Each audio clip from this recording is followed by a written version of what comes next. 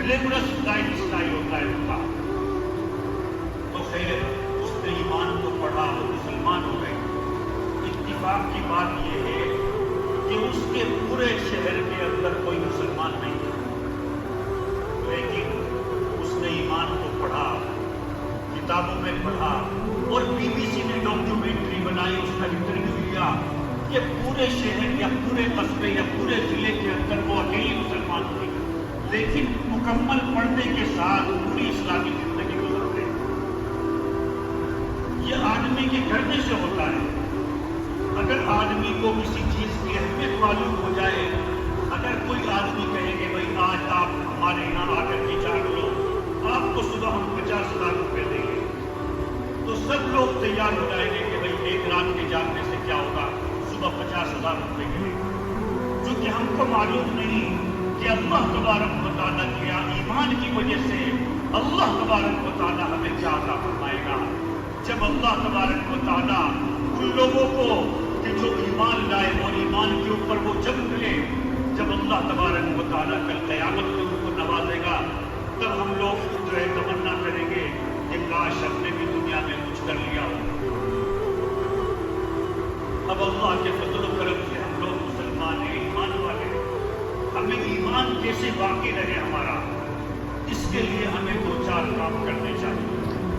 سب سے پہلا کام تو یہ ہے کہ ہمیں مسلمان ہونے پر اللہ کا شکریہ ادا کرنا چاہیے کہ اللہ دنیا میں اربوں خربوں مسلمان جو ہے انسان ہیں، آپ نے ان میں سے منتخب کر کے ہم کو مسلمان بنایا.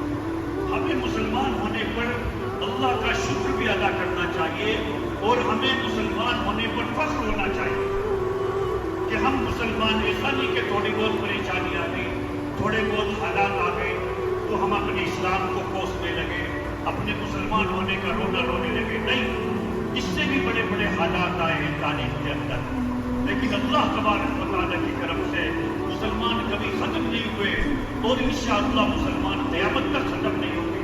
اگر مسلمان ہی دنیا سے ختم ہو جائیں گے تو پھر اللہ اس دنیا کو بھی ختم کر دے گا. اللہ کو اس دنیا کی کوئی ضرورت نہیں.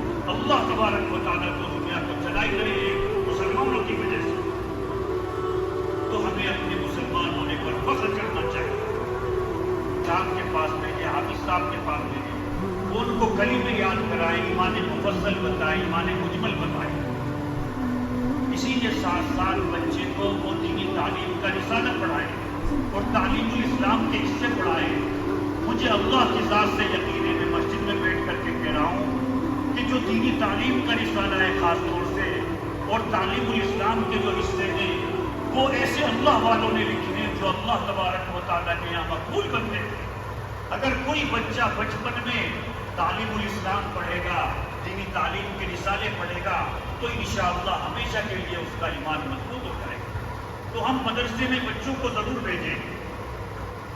پچھلے سال میں عارف باللہ حضرت الحاج صوفی معین الدین صاحب دامت برکاتہ کے پاس حاضر ہوا تو حضرت جی فرما رہے تھے کہ ایک مرتبہ شاہ عبد القادر رحمۃ اللہ علیہ کسی گاؤں سے گزر رہے تھے، یہی ہمارے کسی علاقے میں. تو بارش ہونے لگی تو گاؤں میں چلے گئے. چھپر کے اندر دو بوڑھے بیٹھے ہوئے باتیں کر رہے تھے. تو انہوں نے ان سے جا کر کے سلام کیا، تھوڑی دیر بات چیت کی اور پھر فرمایا کہ بھائی میں اپنا کلمہ سنانا چاہتا ہوں، بتاؤ میرا کلمہ صحیح ہے کہ نہیں.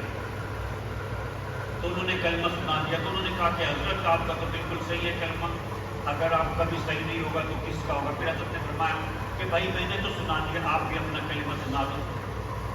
تو انہوں نے کہا کہ حضرت ہمیں تو نہیں آتا کلمہ.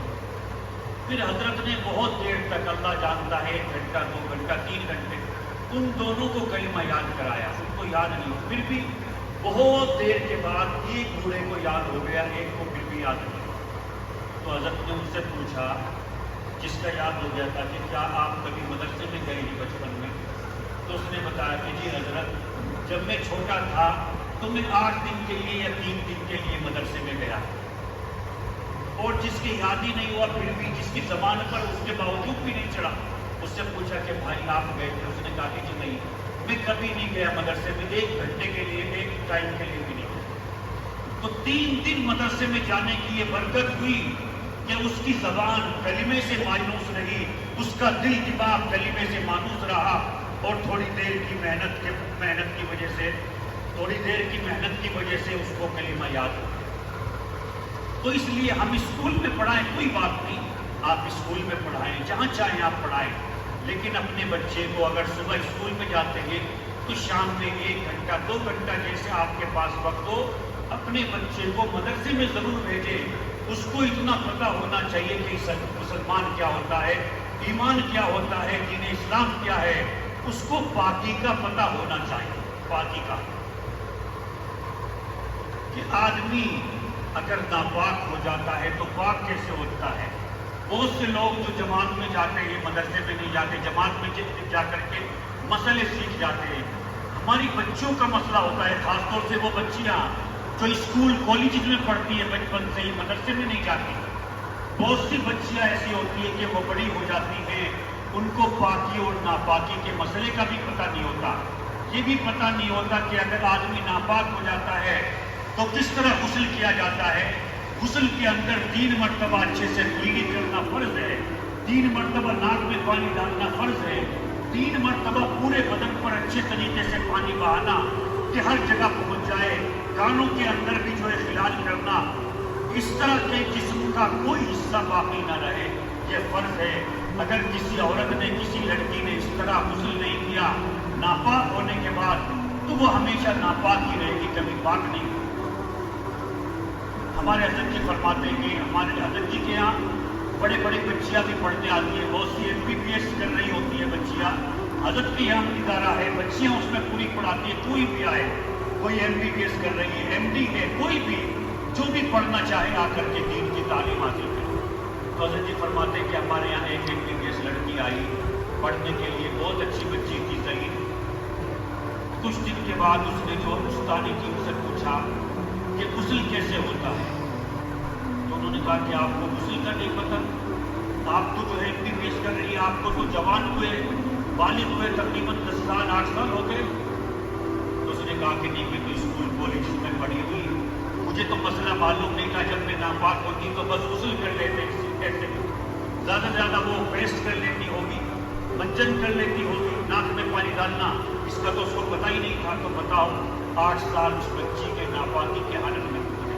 اور جو یہ ہماری بچیاں اسلام سے دور ہو رہی ہیں، غیروں کے قریب ہو رہی ہیں، میں یہ سمجھتا ہوں کہ یہ وہی بچیاں ہیں جن کو اسلام کا پتہ نہیں، ان کے ماں باپ کو بھی نہیں پتہ پاکی کیا ہوتی ہے، ناپاکی پاکی میں کیا فرق ہے، پیشاب میں پانی میں کیا فرق ہے، گوبر کے اندر اور کھانے کے اندر کیا فرق ہے، جن کو معلوم ہے۔ تو اس لیے ہمیں اپنی بچیوں کو یا بچے ہوں، ان کو دین کی اتنی تعلیم دینا کہ ان کی نماز صحیح ہو جائے، ان کا کلمہ صحیح ہو جائے، ان کو پاکی ناپاکی کے مسائل یاد ہو جائے، اتنا علم حاصل کرنا، اتنی تعلیم دین کی ان کو دینا، یہ ہر مسلمان کے اوپر فرض ہے۔ اسی طریقے سے جو بچے اسکول کالجز میں پڑھتے ہیں، جب وہ بچے گھر آئیں تو ہمیں ان سے آ کر کے پوچھنا چاہیے کہ اسکول میں کیا ہوا۔ عام طور سے اسکول میں بھی اچھی